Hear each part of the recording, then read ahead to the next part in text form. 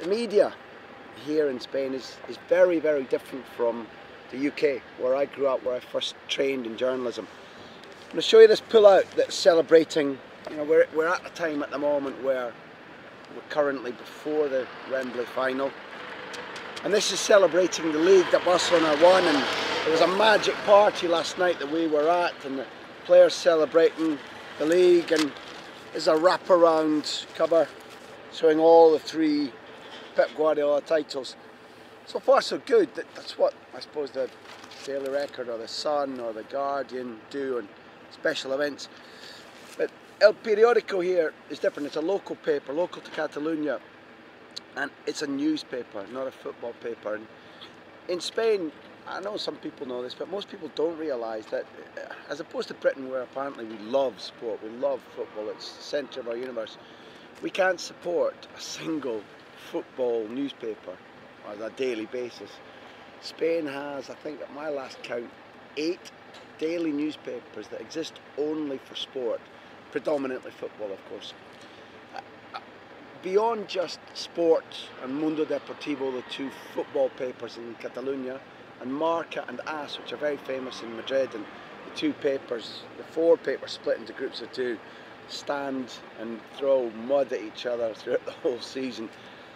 Normally ticking off the players, I have to say, and doing journalism no great favours. But within that, you can find fantastic analysis and great controversial columns, say, from ex-coaches, ex-footballers, and beyond that, the way in which the media here that I have to interact with and work around, beyond that difference, there are numerous football-only radio stations, and they're very, very powerful. An example that I always give is that there's a program called El Larguero, which means the crossbar. Now that starts routinely, I never stay up that late, so I'm guessing it starts routinely at 11 o'clock at night, goes on to 1 in the morning. Now that's quite late for a big, long football programme that attracts 1 million listeners per night. 1 million per night. They'll phone up and they'll get the president of a club, or a top footballer, or an agent, or a coach at midnight to do the interview that'll be for 20 minutes. It's remarkable that the power that football has in this country, here in Spain, not just in Barcelona, all over.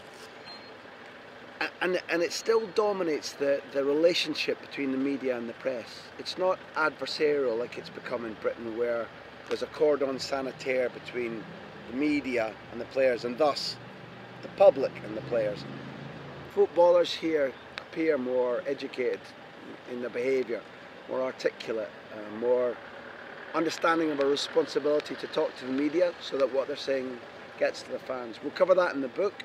We'll cover why they're like that, if there are exceptions. But generally, this is the healthy way for football media and highly paid footballers to communicate.